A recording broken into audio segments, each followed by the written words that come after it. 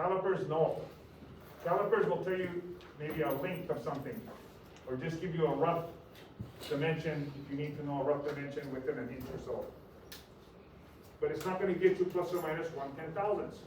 Only an outside micrometer is gonna do that.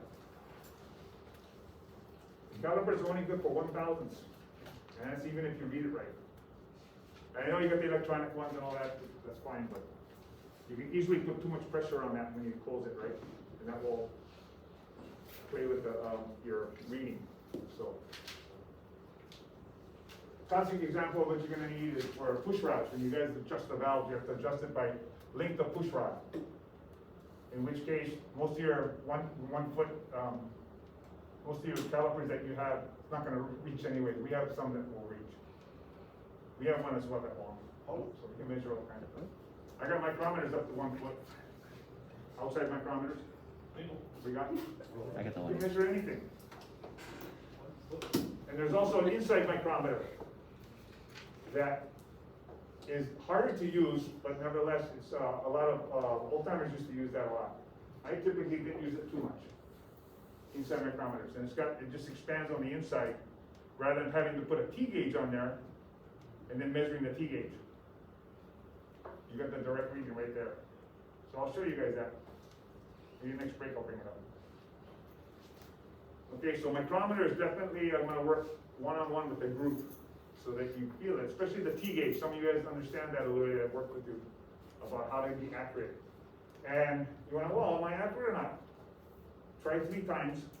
You get the same reading, you're good. That's it. And then trust yourself. And then do it a couple thousand times. That's how you get it. That's how it's good. In my shop, when I was working with when I first got in there, my lead, they didn't even mic it.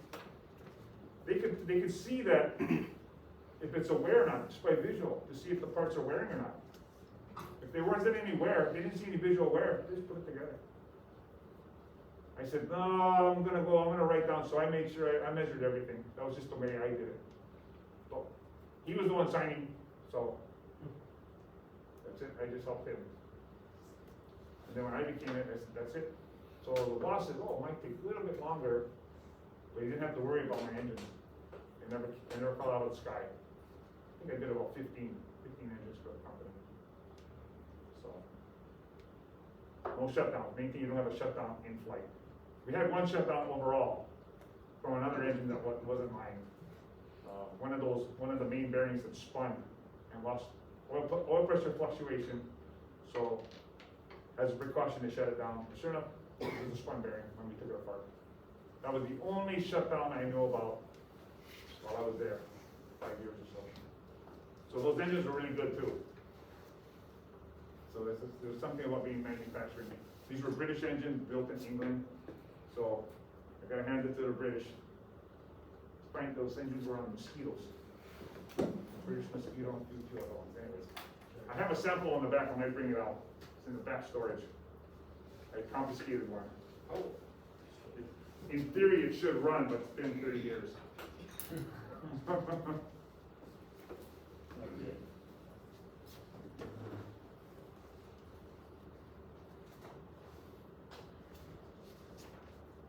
Okay, I talked about already cylinder configuration. Hose is the most common, obviously, we talked about. But they also have others.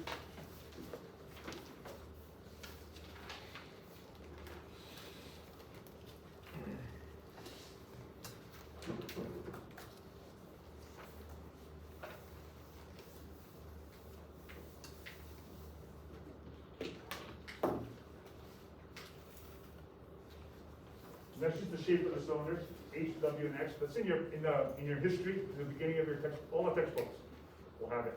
So, opposed, V, inline. Forgot inline.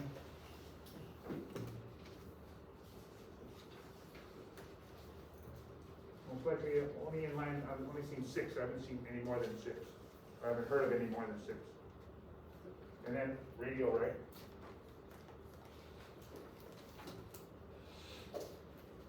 And when you talk about engines, you're always going to put the O in front. by the displacement,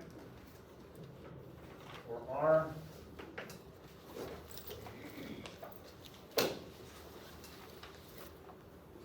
Oh. Those are the most common ones. I'm not too familiar with this, they may have a different type of designation, but generally speaking, nowadays, you're gonna see O plus displacement, total displacement, and then you're gonna see usually these 3 digits. And for your guys' one, your O320 is a B, right? So even though you have those data plates down there, some of those are homemade.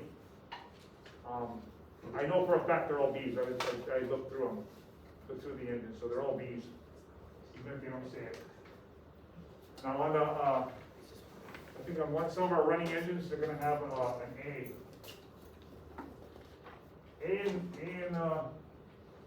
B and B are similar. B and C are.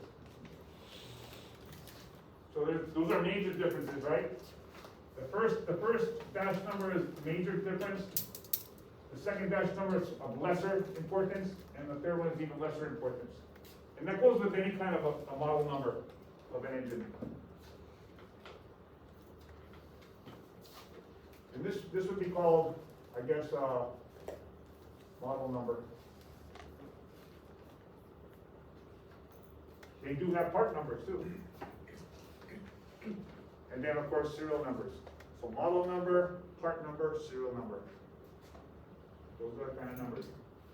And what is the essence of the engine?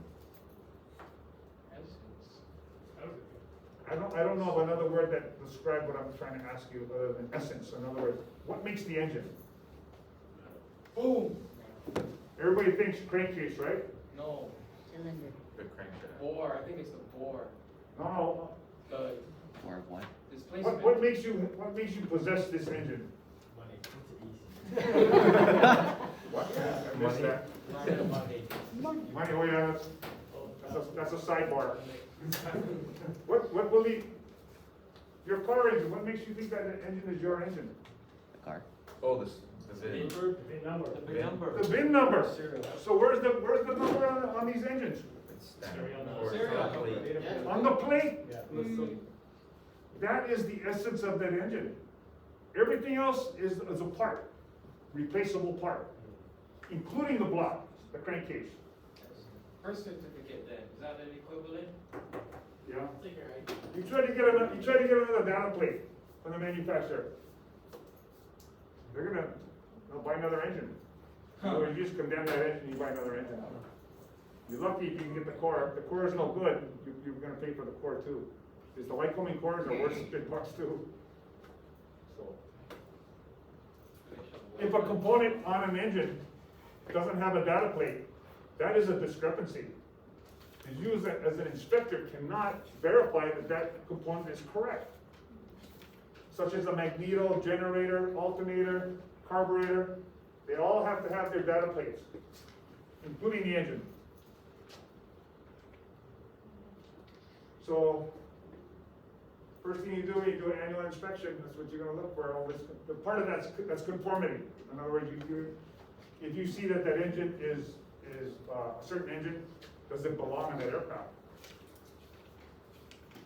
That's what you gotta determine. As you're doing the inspection. There is no inspection form for conformity, that's just part of your annual inspection.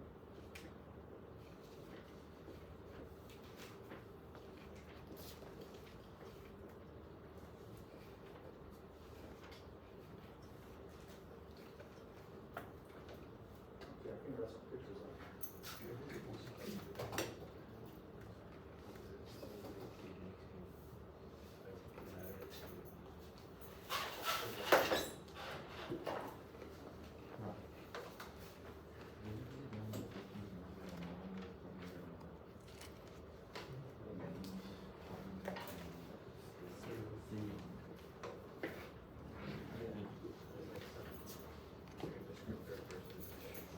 Can't remember what's on here, so we'll look first and then. See what is there for. Those are the They call it phase inspection. You go to. Data plate? Could you clarify what you mean by HWX? What are those HWX? What I mean by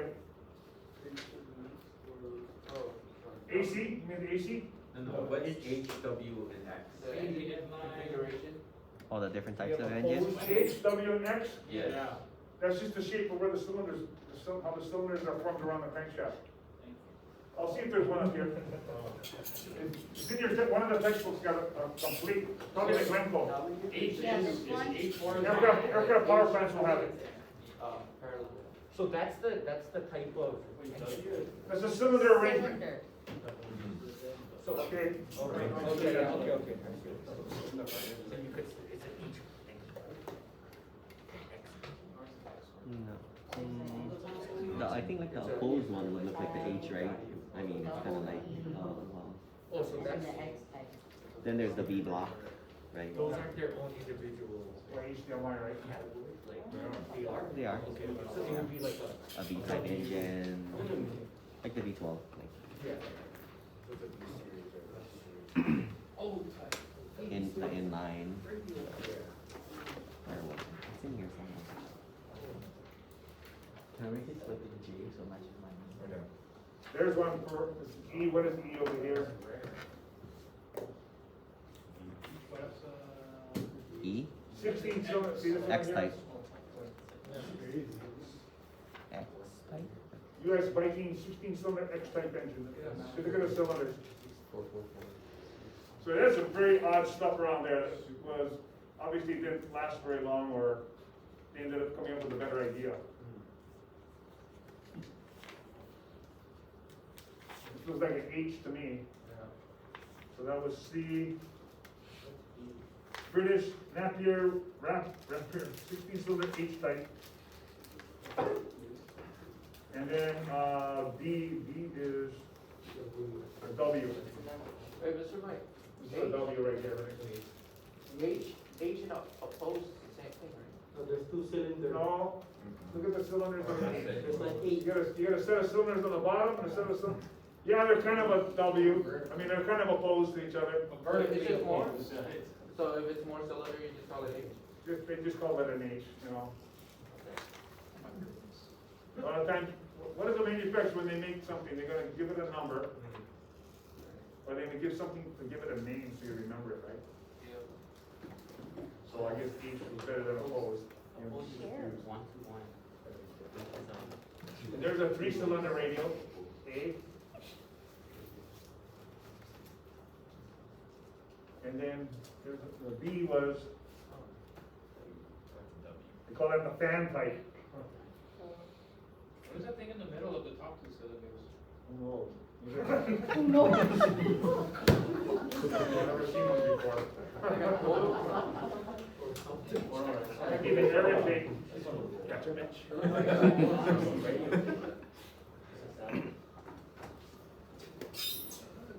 Obviously, radios and opposed is your most common one.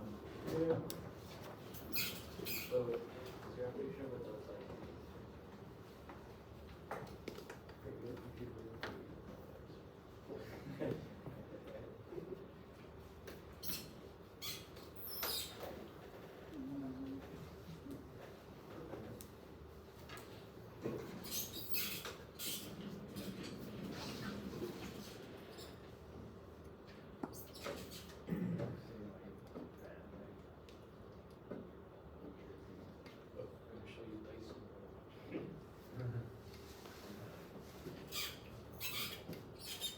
Yeah, we went through all that.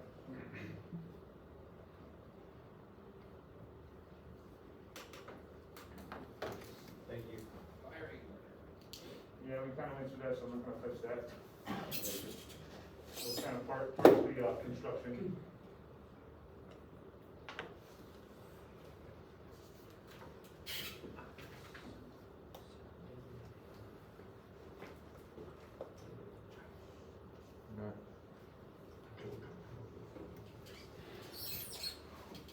Okay, 6-cylinder, 4-cylinder, basically the parts are kind of the same, except there's 2 more cylinders on there. Accessory section, Cylinder pads. You looking for a girlfriend?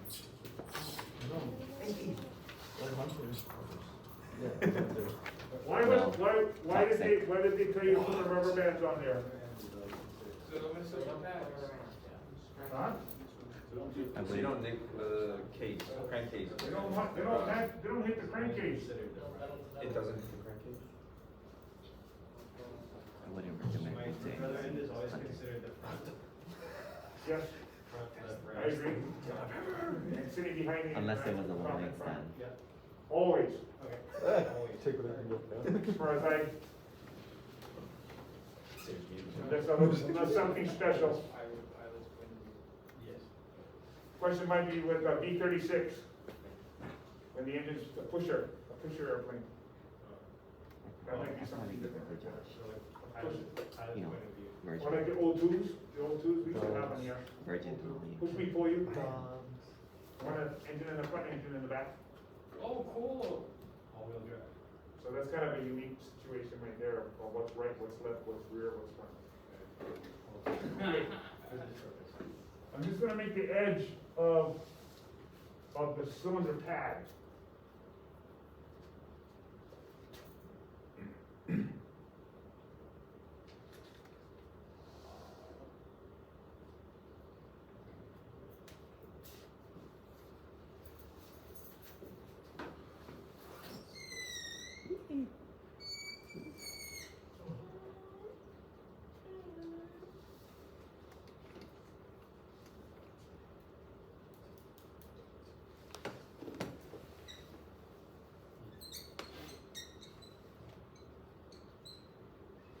Okay, this is the cylinder, and then you beat your bolt holes.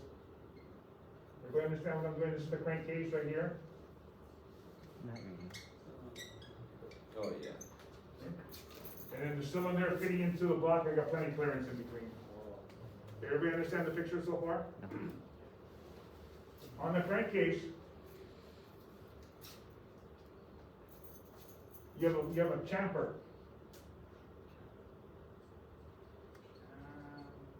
That's where your over.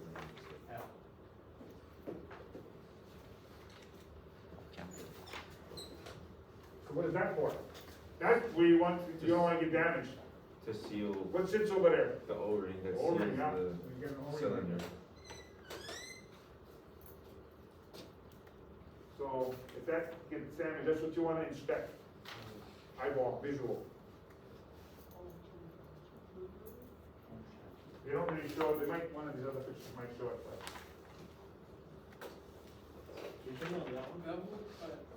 It'll be on there, yep. Kind of big over here. So you want to make sure that's nice and smooth when you put that engine back together so you don't leak. Obviously your engines are not going to run, but a lot of oil leaks come from the cylinder base.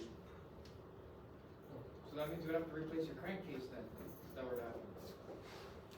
Hopefully not, but do some kind of a repair. I can tell you one time I had an oil leak. We didn't know where it was coming from, but every two days the thing got so much oil we had to solvent wash it. We used to keep the engines on the outside so the passengers don't see it. The oil. Because they went after 2 days, they'd have a big arc on the side of the cowling. So I find, okay, we're gonna find this oil leak. So we took the cowling off, we're running it, and you have to get the oil hot. So half an hour the engine was running. Oh, there it is. Because we had the solvent wash the whole engine, so it was perfectly dry. And then you gotta run it, you gotta sit there with a flashlight with somebody in the cockpit. Well, sure enough, we found there's a little pinhole in a bushing. JB Weld fixed it. Was that approved? It was approved enough. It wasn't damaged, it was a brass bushing. It was a brass plug of some sort. It's solid though, solid metal, it wasn't corroded, but I don't know why it was. It was either that or change engine.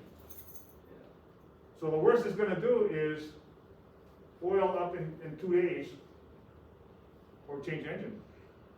So we just watched it every night, we look at it. Still holding it. They held the life of the engine. not have been approved repairable. That's just something, what you gonna do? You gotta make a decision at night. 3 o'clock in the morning, passengers are coming at 7, what are you gonna do?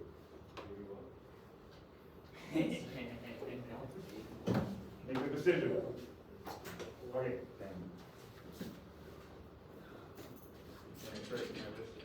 May not be able to see everything. That's the option.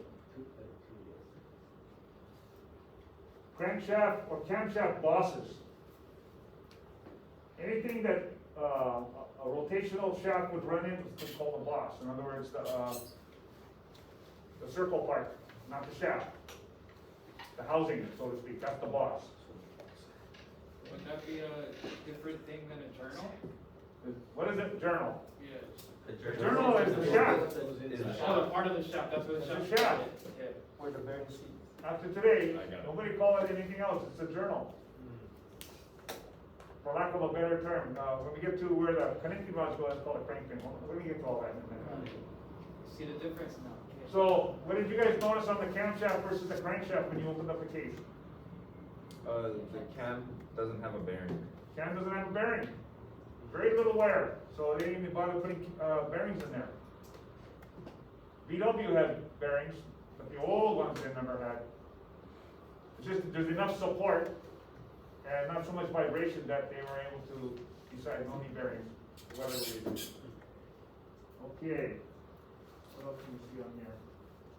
The webs. Where the saddles are is a web, and it looks like a spider web. You look inside the crankcase, you're gonna see all these support pieces of aluminum. It's all molded into the casting, but that's called the web. It looks like a spider web, right? So maybe we'll get a better picture here from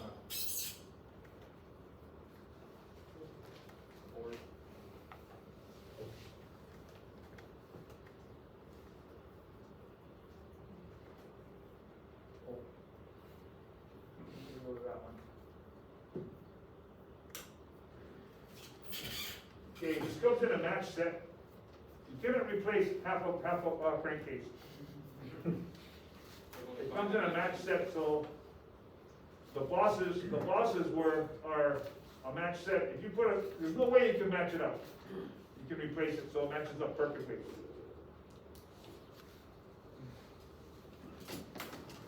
This one doesn't show the dowel, so I'm gonna look for a picture with dowels.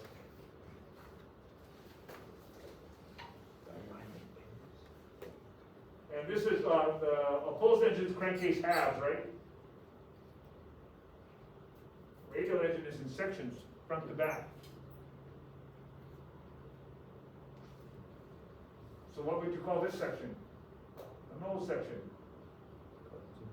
Power section, supercharger section, and accessory section. That's how you refer to a radial engine when you're talking about the different parts of the crankcase. The blower, they all have a big impeller in here. When you look at the cutaway downstairs, you'll see the blower in there. That is considered a supercharger. It's not really in there to bump the map up. It's in there to deflect the air fuel mixture from the carburetor and throw it out to the cylinders. That's kind of what it's for. But it does bump up the map. So in essence, that's a supercharger. They consider it a supercharger. A lot of times they just call it a blower because it's not going to put the map up too high, just enough to redirect the air fuel mixture so it goes nicely into the cylinders and it helps mix everything up. Atomize, right? Remember the word atomize? That's a Aero 131 term, right? Okay, in the nose section, a lot of times most radial engines will have, some of the old ones don't, but most will have a reduction gear assembly. And I think they show these are the little reduction gears in here. Bolts right onto the power section.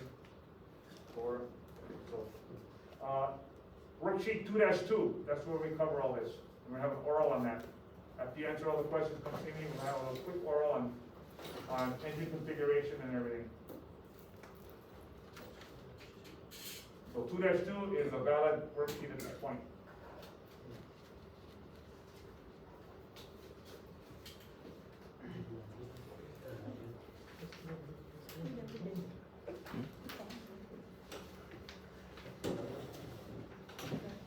your power section.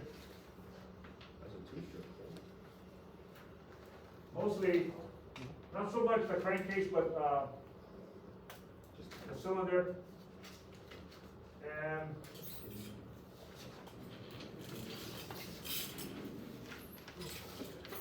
my ruler over there.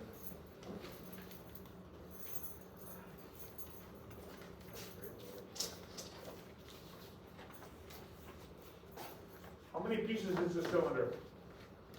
One or two? Oh, two. Two, right? Right here. 1, 2. 1, 2. This one is steel, this one is aluminum. When they make them, they heat up the aluminum head and they screw the cylinder in there. Once it's in, that's it. It's in there for life. So is this called a cylinder? Or cylinder assembly? Cylinder assembly. Even though it doesn't have all the valves and all that stuff inside, it's still called an assembly because there's two pieces. But everybody will call it a cylinder. But there's only one cylinder, right? This is the cylinder right here, cylinder head. Got it. So you can refer to each individual part if you want, but cylinder assembly.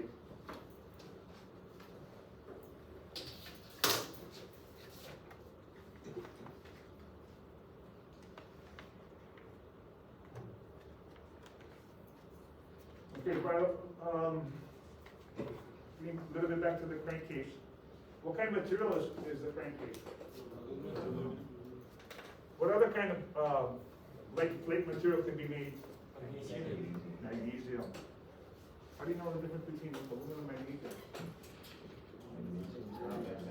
Oh, one's, Why did they use magnesium instead of aluminum? Like, Lightweight, right? Lighter weight. Yep. You wanna know if you got magnesium or aluminum, scrape off a little bit, Oh, yeah, with the match. put them in, light a match. Boom. Then you only got magnesium. You can tell by color a little bit too if you get used to it, but sometimes aluminum is real, been corroded a little bit, so it kinda almost looks like magnesium. I consider magnesium a little more gooey than aluminum when you machine it. Softer metal. I think so, I don't know all the properties of that, but that was, my crankcases that I had was magnesium, and they would crack. And they always tried to weld them, couldn't weld it, it never worked. You do it. It's funny because the supercharged, we had two engines in the same family, one was supercharged and one was carburetor. And the carburetor engine had magnesium crankcases, Other way and around. the supercharger had aluminum, because it was stronger. Aluminum is definitely stronger. And the supercharger put out, at takeoff, put out 45 inches of mercury. So that was, the map was real high on that one. That thing would wear out real quick. But the magnesium cases would always crack, so we always had to go buy new engines. Actually, used engines when we take the crankcase. So we had 100 engines. 100 engines around the shop of parts. We never had a problem with the parts. We had a problem with the crankcases. Okay, valve. How do you know which one is the valve, the correct valve? What is bigger? What's bigger, which one? in. Intake. Intake But is exhaust bigger. is thicker shaft. Crankcase. Sure, cover it.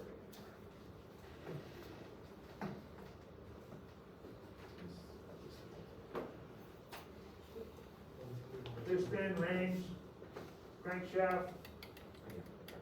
This is actually a radial engine. This is what the crankshaft on a radial engine looks like. One pro.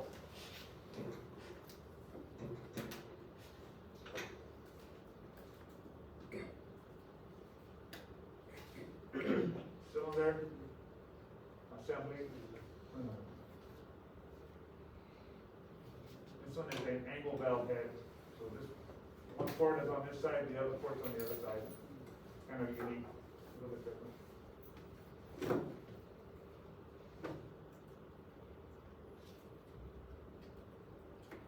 Combustion chamber, piston pin. A piston pin plug on there too, right? You guys see the plugs, right? What's the plugs for? what's the purpose of the plug? Tight fit. To keep the from, You put the piston pin in, you put the two plugs. What is the purpose of the plug? to ride against the cylinder, to keep the pin from shifting or Friction, yeah. friction. So you don't scratch the cylinder. Yeah. Oh. That's why it's bevel, right? That's why it's like rounded off. and Yeah, round it off. It's usually a soft aluminum. Some are brass though. I've seen some brass ones. But mostly I think everything is aluminum now. In the automotive world, what's in there to keep the pins centered? Those clips, yeah? Yeah. Those clips. That's one more part that you don't need, that's subject to moving, right? So I guess the aviation world, they always have the free floating with the piston pin plugs. I've never seen anything that clips, although probably some might be there. But almost everything that I know of, anyway, is piston pin plug. Connecting rod, crankshaft, steel, cast aluminum head, exhaust valve, okay, we got everything there.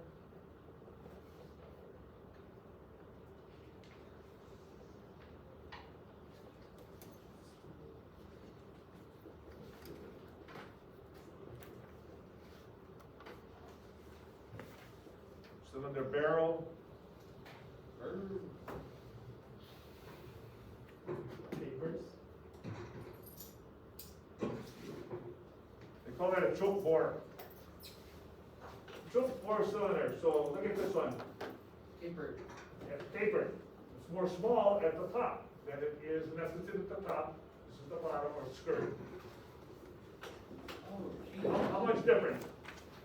A hair. Huh? 0.005 or 5 thousandths difference. Jeez. Why is that there? Higher compression? No? No. Or Yeah, when its engine is up to its temperature, the cylinder should be straight. So that means it would be more efficient at higher. That's why you never want to gun the engine at the high RPM when you first start it. These things haven't heated up yet. So it's not gonna be running correctly. So the design is that it expands to equal the bottom. The bottom will equal the top. Of course, the bottom's gonna expand too, right? But not quite as much as this. This is in the combustion chamber, so it's gonna be a lot more hot over here. So they call this choke bore. When you get to inspecting your cylinders, you'll be having to measure the difference. And first, we're gonna do it by T gauge and micrometer, and then we're gonna do it, I'll show you the Cadillac gauge. After everybody does it. Most shops won't have it. I got a real Cadillac dial indicator that will tell you the taper and the size.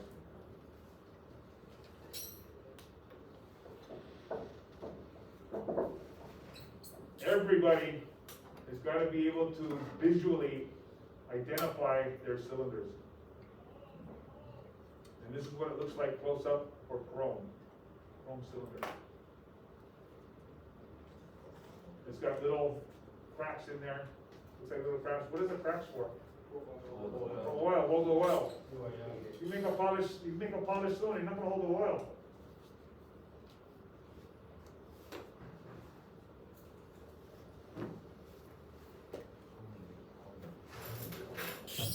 So, on a light going, what do they have to identify from the outside? Color code, right? Yeah. What color? Orange. Orange. And variety of places, the service instructions should tell you where to put it. So that's ideally where you're supposed to put it. But the guys who rebuild these things sometimes put it different places. So if you see any orange out there, you better assume that it's chrome. And one cylinder might have chrome one engine might have chrome cylinders, another one may not. And it's still in the same kind of airplane. And you gotta make sure, because you wanna make sure that you got the correct rings when you buy rings. And we'll get to that in a minute. Okay, chrome plating, spider web. Guaranteed test question on that one. Okay. cylinder forgings, I guess this is before they make the fins and everything, that's what it looks like. Tomorrow I'm gonna show you a couple of videos of, engine manufacturing process, is pretty good, short one. I'll put them up there on the board too, so you guys can look.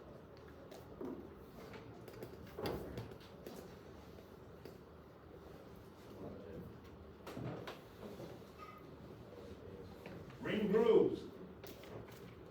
I don't think anybody has a bottom groove, but that's also a piston. Piston skirt. There's another boss, piston pin boss. Piston pin. I'm not sure of the style with the grooves here. Looks like it might be a plug that's halfway in or not, I'm not sure. Ring grooves.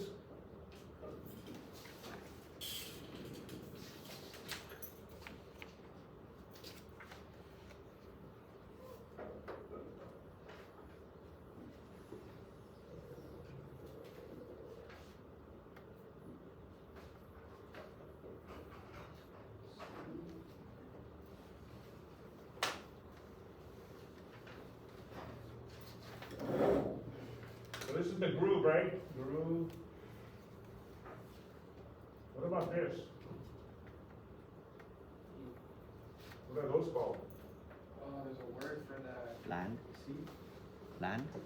Yeah, that. Just like a screw.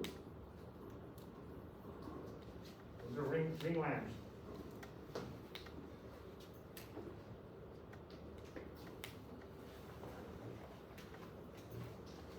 So, it's going to tell you in your overhaul book, your fits and clearances is going to tell you where to measure this piston for its fit in the cylinder. In other words, the clearance of the cylinder and the piston. And you're usually going to go with the biggest part of the piston. Where's that? The skirt. Right over here. So it's going to be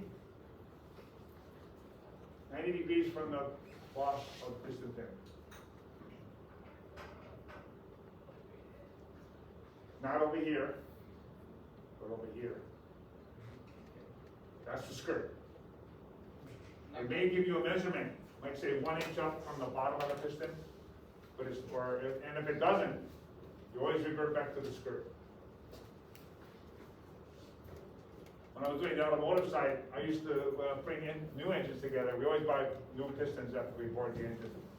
But I always check the new pistons. Sometimes I find the new pistons defective. The measurement, all you have to do is drop it once, and that will bend the piston. So I found some that collapsed, the skirts were collapsed, so I said, no, get rid of this thing, buy new pistons. So, I used to measure everything that went in, even though it was a new part, I still measure it. Manufacturing process, you gotta go quality control, and your name is on there. Okay. Ring lands, or piston lands, piston grooves. Skirt, piston pin boss, piston head.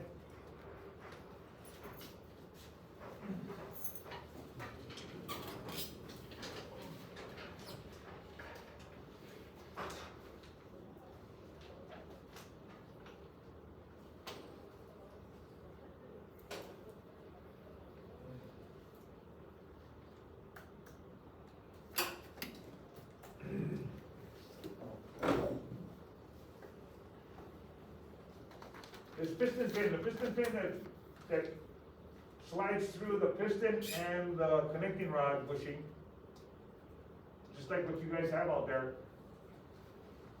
What do you call that kind of a pin, that kind of an arrangement? Piston pin? Yeah, the piston pin. The way it's secured, obviously, every piston's gonna have a piston pin, Oh, but they're secured a couple different ways. Loose? Loose, close, Loose and tight? full floating. Floating, that's the word. Full floating. So you got a full floating piston pin, which means it's got we can move in both the connecting rod and the piston. Some are secured only to the connecting rod.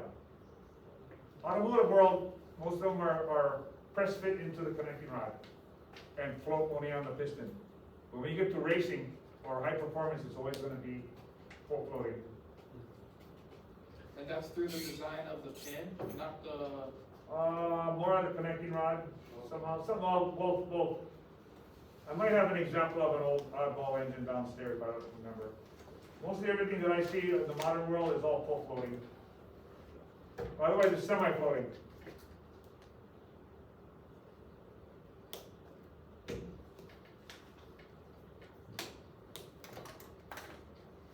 Piston design. Flathead. Flathead with valve recess.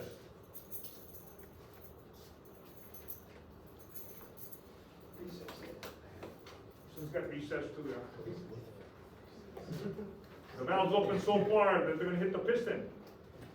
That's how close it is, so they have to make a recess to cover that. You guys know, because everybody got, all the new cars got timing belts, huh? Yeah. Why did they put timing belts? The old style with timing chain, huh? Why did they put timing belt? so they can spend more money.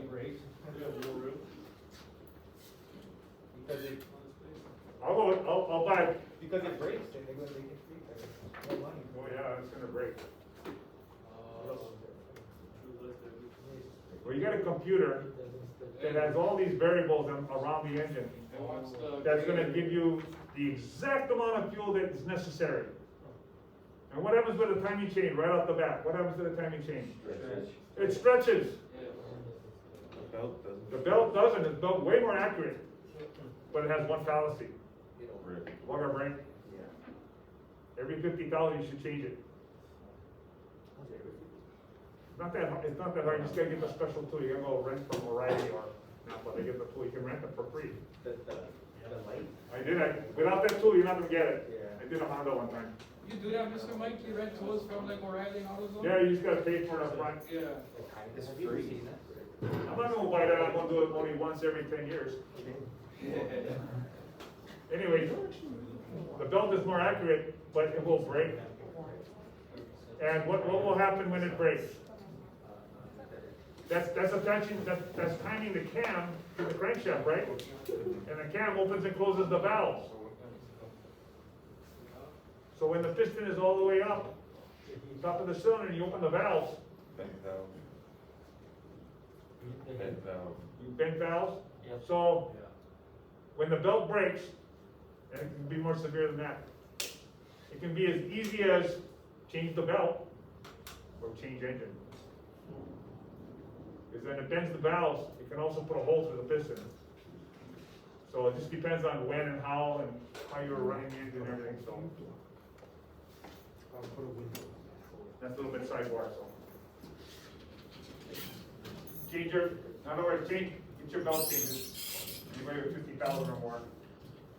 That's pretty much industry says 50,000. Sometimes they say longer, some are shorter maybe, but. Okay, so that's what those little thingies are for. Flathead with a valve breech, oh, this one, domed head. Let's see, these are cup heads. When the engines first came out and they had to lower the compression, yeah, This one is too tight, huh? this one, What? dome two. Yeah, dome two plus They recess, will yeah. release it. Combo. What they did is they made a cup piston to lower the compression. That way they didn't have to redesign the engine, they just lowered the compression. Now you can use unleaded, you can use the low grade gas now. Because everything has to do with compression, right? This one and this one, I would assume is pretty close. The dome versus the cup is big difference. Dome would have a Higher compression, right?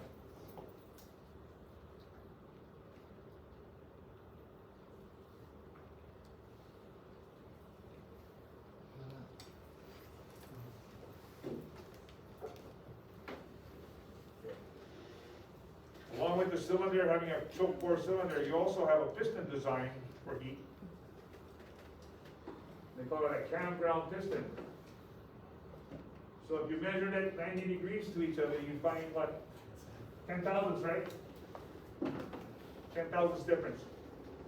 Again, when the piston heats up, it will expand correctly. So you gotta match the choke bore with the campground. Just depends on the design. You put the correct part in versus via the parts book, right?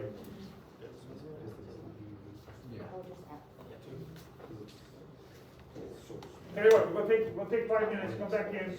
I wanna cover as much as we can because it's gonna help downstairs. Yes, sir, I agree. Rather than wasting time downstairs, I'd rather not waste the time